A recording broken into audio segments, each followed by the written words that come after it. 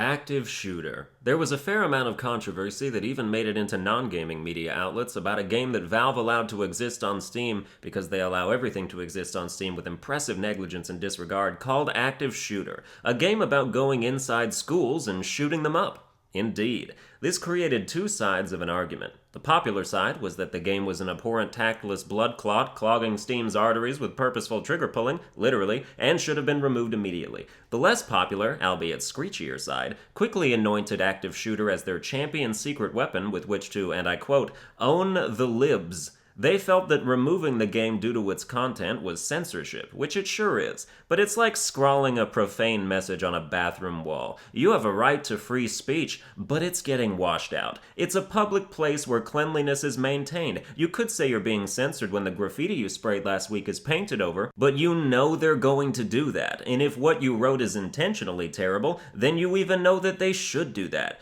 These people just really couldn't have picked a worse game to rally behind. If you're unfamiliar with the story, you may be under the false impression that Active Shooter is a game with any level of quality attached to it. Never assume things. Active Shooter is a shitty, barely functional asset flip from a Russian developer under an assumed development name because his original development name, BC Interactive, is well known in the Steam community for repeatedly churning out, you guessed it, shitty, barely functional asset flips. I don't know what it is about Russian devs in particular taking to this practice of copy-pasting store-bought assets into zero-effort half-day projects that they litter the majorly congested store with, but if it turned out they were hired to implant sensitive and confidential information in the form of hidden code into these dung heaps to act as dead drops to domestic foreign agents, that would not surprise me. It's actually a pretty good idea. I wish I sold it to them. If I end up poisoned in the next week or so, you know what went down. But because of this, people are treating a cyber trash pile as a herald of free speech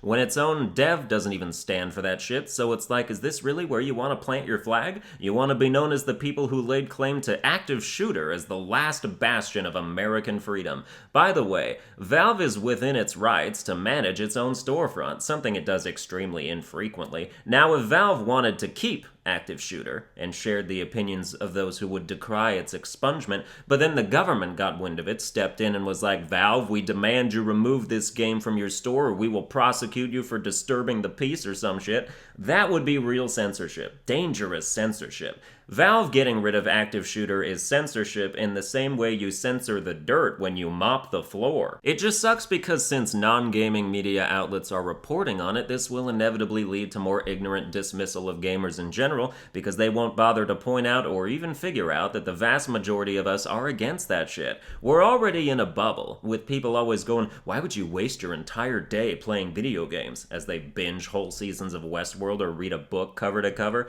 While you're reading novels, I'm reading visual novels, which are like regular novels, except I can press a button to turn the page, and also I don't have to inaccurately imagine what the world looks like because they fucking drew it for me, you know? Everybody passes the time before their collision course with death in different ways. Drinking a fifth of scotch in a lounge chair with a cigar in the Sunday funnies is just as pointless as playing a video game, you old farts. You played with sticks as children and hung out in strangers' vans, you ain't better off. Whereas I, with each video game waifu I champion, am steadily becoming a man of culture as well. Well, that's gonna do it for this episode. I hope you enjoyed it. If you did, you can like, share, and subscribe, and I'll see you guys next time.